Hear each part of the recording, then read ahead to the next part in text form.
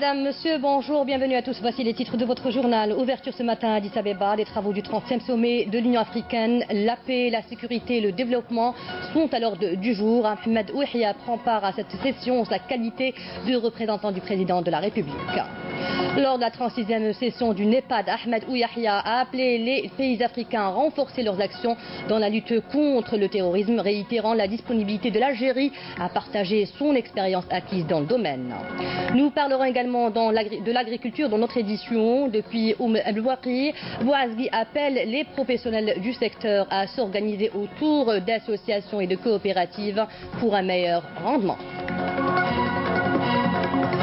Le 30e sommet de l'Union africaine s'est ouvert ce dimanche dans la capitale éthiopienne Addis Abeba avec à l'ordre du jour l'examen de plusieurs questions relatives notamment à la paix, à la sécurité, au développement ainsi qu'aux réformes institutionnelles de l'organisation. Le Premier ministre Ahmed Ouihia prend part à cette session ordinaire de la conférence des chefs d'État et de gouvernement de l'Union africaine en sa qualité de représentant du président de la République Abdelaziz Bouteflika. Remporter la lutte contre la corruption, une voie durable pour la transformation de l'Afrique est le thème retenu pour cette année. Le Premier ministre Ahmed Ouihia a exposé à cette occasion la vision de l'Algérie sur la question de la réforme institutionnelle de l'Union africaine qui figure désormais parmi les principales priorités de l'action de l'organisation continentale. Sur le plan du mécanisme financier, Ouihia a indiqué que l'organisation devrait tenir compte d'un minimum d'équilibre entre l'ensemble des États membres et de leurs capacités économiques. Toujours à Addis Abeba, le Premier ministre Ahmed Ouihia a pris part hier à la 36e session ordinaire du nouveau partenariat pour le développement de l'Afrique, NEPAD. Après avoir transmis les fraternelles salutations du président de la République à l'assistance, Ahmed Ouihia a appelé les pays du continent africain à renforcer leurs actions dans la lutte contre le terrorisme et l'extrémisme violent, réitérant la disponibilité de l'Algérie à partager l'expérience acquise dans le domaine de la lutte contre ces phénomènes. Voici le compte rendu de Karim Haïfa. En sa qualité de représentant du président de la République Abdelaziz Bouteflika à la conférence des chefs d'État et de gouvernement de l'Union africaine prévue aujourd'hui et demain dans la capitale éthiopienne, le Premier ministre Ahmed Ouihia, qui a pris part hier à la 36e session ordinaire du NEPAD, a rappelé les efforts consentis par l'Algérie et à sa tête le président Abdelaziz Bouteflika dans le cadre de sa haute mission de coordinateur de l'Afrique pour la prévention et la lutte contre l'extrémisme violent et le terrorisme. Le président de la République, M. Abdelaziz Bouteflika, qui vous salue, m'a fait l'honneur de le représenter à cette importante réunion du Conseil de paix et de sécurité consacrée à l'examen d'une approche globale pour combattre la menace transnationale du terrorisme en Afrique. Votre frère, le président Bouteflika, attache une grande importance à vos travaux. Il est convaincu que les conclusions auxquelles vous parviendrez ne manqueront pas de conforter l'action qu'il a lui-même entreprise en sa qualité de coordonnateur pour la prévention de la radicalisation et la lutte contre l'extrémisme violent et le terrorisme en Afrique, mission qui lui a été confiée l'année dernière par ses pairs africains. Le Premier ministre a par ailleurs affirmé que l'Algérie est disposée à accueillir en mars prochain une conférence africaine sur le tarissement des nombreuses sources de financement du terrorisme, réitérant la disponibilité de l'Algérie à partager l'expérience acquise dans le domaine de la lutte contre ces fléaux. Afin de porter plus loin l'action de notre continent dans la lutte contre le financement du terrorisme, par notamment la prise d'otages, mon pays est disposé à accueillir au mois de mars prochain une conférence africaine sur le sujet avec l'objet de mobiliser l'ensemble de la communauté internationale à travers l'élaboration par les Nations Unies d'un protocole complémentaire à la Convention internationale pour la répression du terrorisme de 1999 ou à la Convention internationale contre la prise d'otages de 1983. Nos pays et notre continent sont invités à renforcer leurs actions dans plusieurs domaines déterminants dans la lutte contre le terrorisme et sa matrice, l'extrémisme violent. Les deux conférences de l'Union africaine que mon pays a abritées au mois de décembre dernier, portant respectivement sur la lutte contre le terrorisme en Afrique et le rôle de la femme dans la médiation, nous ont offert de nombreuses pistes de travail dans de multiples domaines juridiques, judiciaires, démocratiques, de développement ainsi que de coopération régionale et continentale. C'est dans cet esprit que s'inscrit la dynamique portée par le mémorandum adopté par nos chefs d'État et de gouvernement lors de leur dernier sommet à l'initiative de M. le Président Abdelaziz Bouteflika dans sa haute mission de coordonnateur de l'Afrique pour la prévention et la lutte contre l'extrémisme violent et le terrorisme.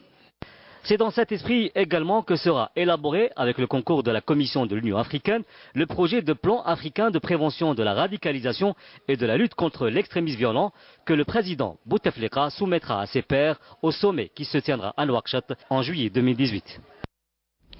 À Addis Abeba, toujours, la ministre de la Solidarité nationale, de la famille et de la condition de la femme, Rania Edalia, a pris part ce dimanche aux travaux de la 20e session de l'Assemblée générale ordinaire de l'Organisation des Premières Dames d'Afrique contre le VIH-Sida. Rania Edalia représente l'Algérie aux travaux de cette session, placée sous le thème « Donnons la priorité aux enfants, aux adolescents et aux mères dans la lutte contre le VIH-Sida » qui est lié au thème du sommet de l'Union africaine 2017, à savoir tirer pleinement profit du dividende démographique en investissant dans la jeunesse. Dans son allocution, la ministre mettra en avant les efforts de l'Algérie dans la lutte contre le VIH-Sida et la protection des femmes et des enfants.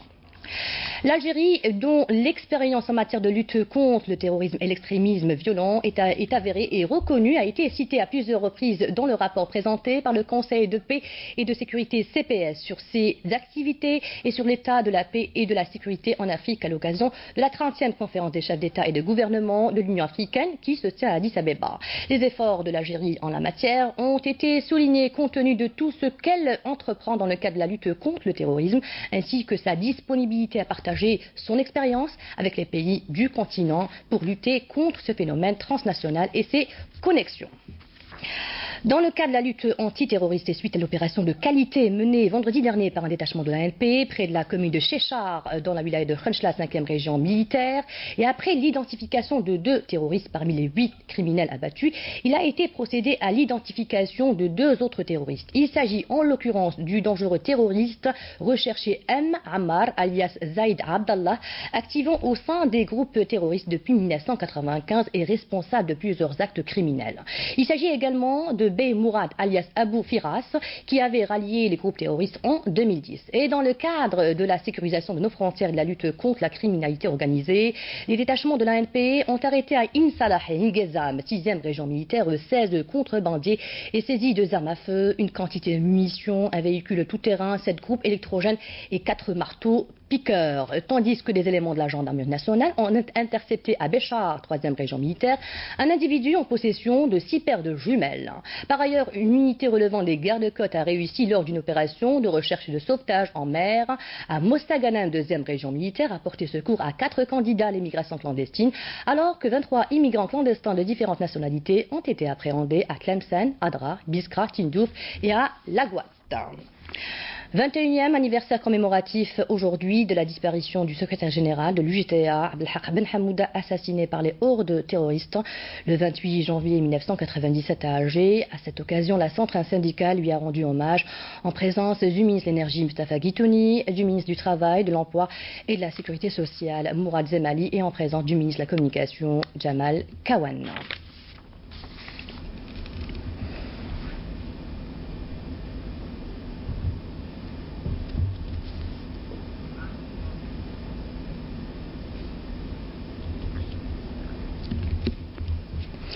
Place maintenant au chapitre de l'agriculture. En visite dans la wilaya de Oumbouaki, le premier responsable du secteur Abdelkader Bouazgui a affirmé que la modernisation de l'agriculture est tributaire de l'organisation des professions et des filières à travers des associations et des coopératives, ce qui favorise la concertation, la solidarité et l'unification des moyens. Nessaï Ben Saïdi. En dépit d'une surface agricole de plus de 360 000 hectares, le taux de production agricole dans la wilaya de El Bouagui reste insuffisant par rapport à celle d'autres wilayas possédant moins de surface agricole. Ce qui a amené le ministre de l'Agriculture, du Développement rural et de la Pêche, Abdelkader Bouazgui, lors de sa visite dans la wilaya, à insister sur la nécessité de développer le grand potentiel agricole que possède cette région. La wilaya d'El Bouagui dispose d'un grand potentiel agricole. Elle peut produire beaucoup plus avec une superficie de plus de 300 000 hectares. Un constat qui impose la nécessité de mieux exploiter les potentialités locales du secteur, notamment en matière de mobilisation et de ressources hydriques, afin de valoriser la vocation agricole de cette wilaya, célèbre pour sa céréaliculture et son agriculture maraîchère. Notre objectif maintenant est d'arrêter l'importation de l'ail avant fin 2018 ou au plus tard en 2019.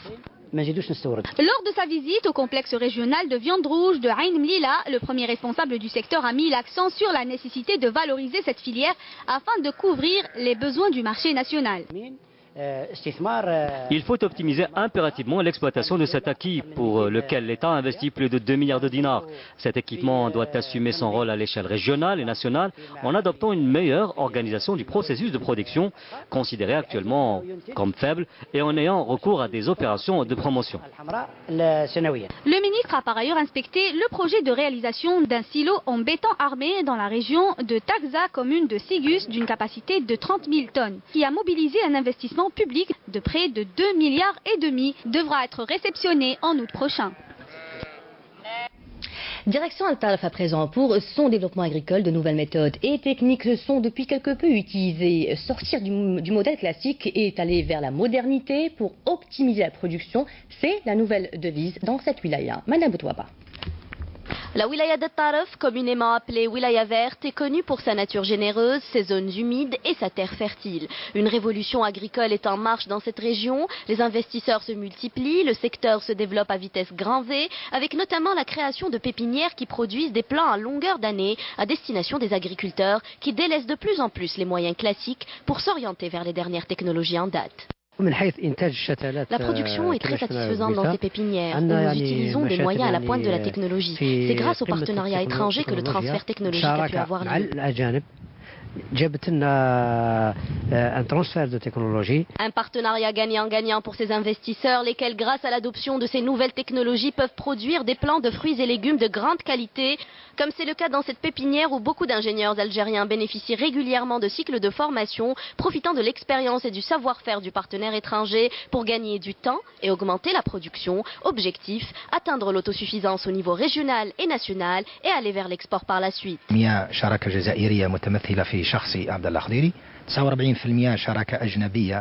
Je possède 51% des parts de cette société, 49% sont détenus par un partenaire étranger, dont 20% par un groupe hollandais et 29% par un groupe tunisien. Cette société a pour mission principale la production de plants de légumes, ce qui permettra de couvrir les besoins de la région, mais aussi les besoins de l'agriculture dans le sud-est du pays, et pourquoi pas couvrir tout le sud également.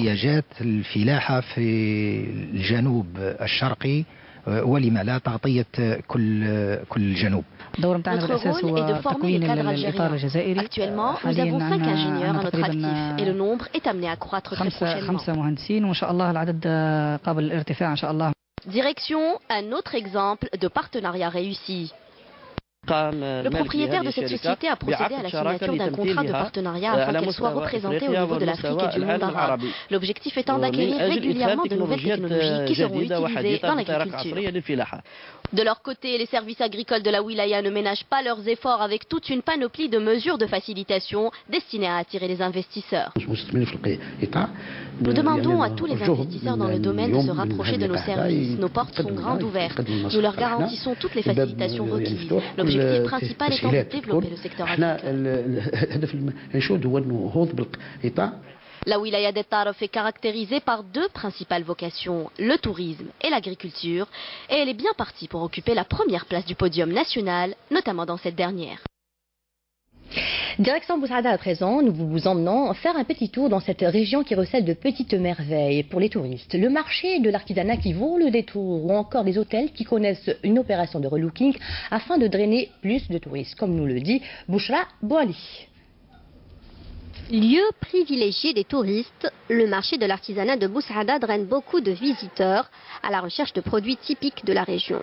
Ils sont d'ailleurs de plus en plus nombreux à s'intéresser aux créations des artisans boussaadis. La quasi-totalité des artisans de Boussaada exposent ici toutes sortes de produits, de la poterie, des tableaux faits de sable et de la maroquinerie. À Boussaada, nous avons beaucoup de produits traditionnels et un riche patrimoine que tout le monde veut découvrir. Boussaada est une destination touristique très prisée.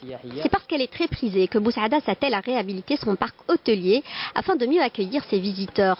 C'est ainsi que plusieurs hôtels ont lancé des chantiers de restauration avec des projets de classification. Les travaux de réhabilitation et de modernisation de l'hôtel Qaïd, classé 4 étoiles, sont achevés. C'est un site historique qui draine beaucoup de monde, avec une capacité d'accueil de 148 lits. En ce qui concerne l'hôtel Kerdada, les travaux de réhabilitation sont en phase d'être achevés. Les projets de réhabilitation du parc hôtelier de Bou Saada s'inscrivent dans le cadre du plan national d'aménagement touristique, qui comprend la réhabilitation de 65 établissements hôteliers, censés renforcer les capacités d'accueil touristique du pays. Et c'est très beau.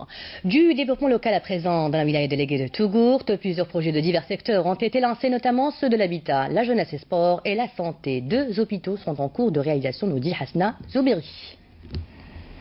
Diverses opérations sont engagées dans la circonscription administrative de Tougourt pour y booster la dynamique de développement socio-économique et prendre en charge les attentes de sa population. Des projets ont été enfin lancés, comme la construction d'un hôpital de 60 lits à Timassine et un autre hôpital de 240 lits à Tougourt. S'ajoute à cela une station de transport urbain à Tougourt. Je pense que ces projets sont à la hauteur de la circonscription administrative de Tougourt, qui deviendra sans doute un exemple après la livraison de ces nouvelles structures, notamment dans la santé et l'habitat. Depuis une année, plus de 50 projets ont été retenus. Le secteur de la jeunesse et des sports n'est pas en reste. Les travaux de réalisation d'une piscine semi-olympique sont engagés à Timassine, ainsi qu'un stade de 5000 places qui attend d'être livré d'ici fin mars prochain. Dans ce cadre, une maison de jeunes a été livrée récemment, mais également plusieurs terrains de jeux sont à réaliser dans plusieurs communes de la circonscription administrative. Dans le secteur de l'habitat, plus de 1000 logements sociolocatifs vont être distribués aux bénéficiaires. Parlons maintenant de notre environnement. En prévision de la journée mondiale des zones humides, célébrée le 2 février de chaque année, la direction des forêts de la wilaya d'Alger a organisé hier une journée de sensibilisation au profit des enfants. Le but est de les informer sur l'importance des zones humides dans la préservation des écosystèmes. Monana Wahamoudi.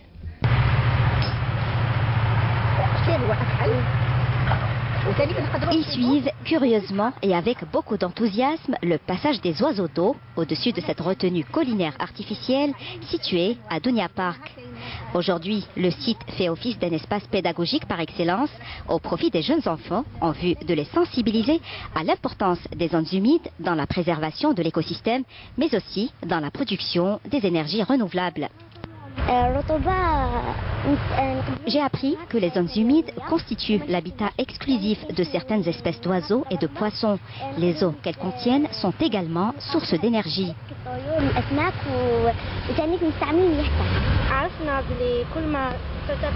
On nous a appris que l'humidité préserve l'environnement de la sécheresse et nous permet d'obtenir une végétation riche.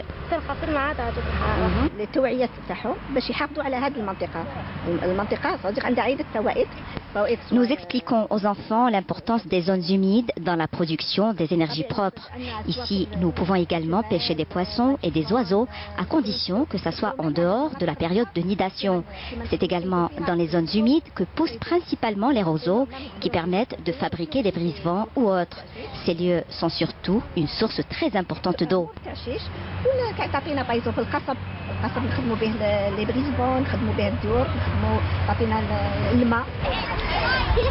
Au cours de la journée, les enfants ont également planté une bonne parcelle de terrain en plantes, l'occasion de leur faire découvrir quelques variétés de plantes qui poussent dans le pourtour des zones humides. Cette journée sera célébrée sous la thématique donc les zones humides pour un développement urbain durable. Donc c'est pour faire connaître notamment à la jeune population et surtout aux enfants quelles sont les zones humides et quelle est l'importance d'avoir une zone humide surtout en milieu urbain. On incite les gens et notamment la jeune population à préserver ces zones humides, à les connaître, à les faire, à leur donner de l'importance, à ne pas les salir, à les préserver.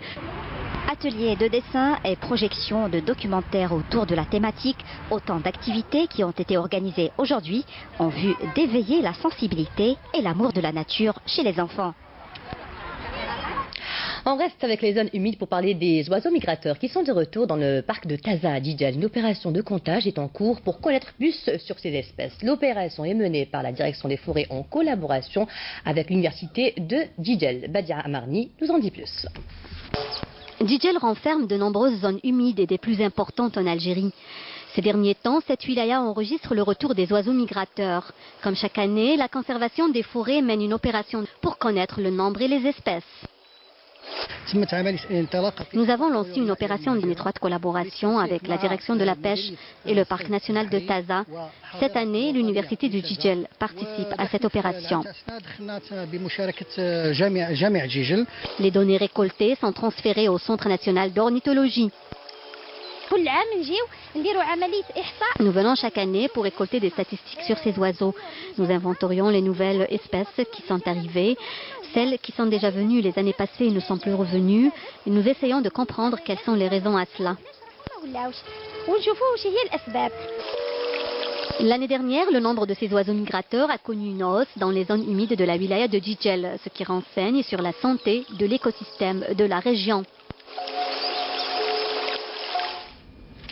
L'actualité à l'étranger aux Philippines, des millions de tonnes de sang et de rochers crachés par un volcan en éruption aux Philippines, mélangés à la pluie, menacent d'engloutir les habitants alentours, dont des dizaines de milliers ont déjà fui, en mis en garde les autorités. Et puis sachez que plus de 84 000 personnes ont déjà été évacuées d'une zone de 9 km autour du volcan. Célèbre aux Philippines pour la quasi-perfection de son cône, le volcan Mayon, situé à quelques 330 km au sud-est de Manille, culmine à 2460 mètres. Il est considéré comme le plus instable des 22 volcans philippins en activité. Restons à l'étranger et direction le Caire où se tient le 49e Salon international du livre du Caire, dont l'Algérie est l'invité d'honneur. Cette édition voit la participation de plusieurs personnalités littéraires et culturelles algériennes. Hassiba Abdallah. L'Algérie est l'invité d'honneur de la 49e édition du Salon international du livre du Caire, un salon qui se tient du 27 janvier au 10 février prochain, une occasion pour mettre la lumière sur la diversité culturelle de notre pays. Nous sommes très heureux que l'Algérie participe à ce salon avec plus de 70 maisons d'édition et plus de 4000 titres. Nous avons voulu montrer à nos frères égyptiens une partie de la culture algérienne et le travail de nos femmes et nos hommes de culture après la période de la décennie noire. Sans doute l'Algérie a connu beaucoup de changements grâce au président de la République Abdelaziz Bouteflika.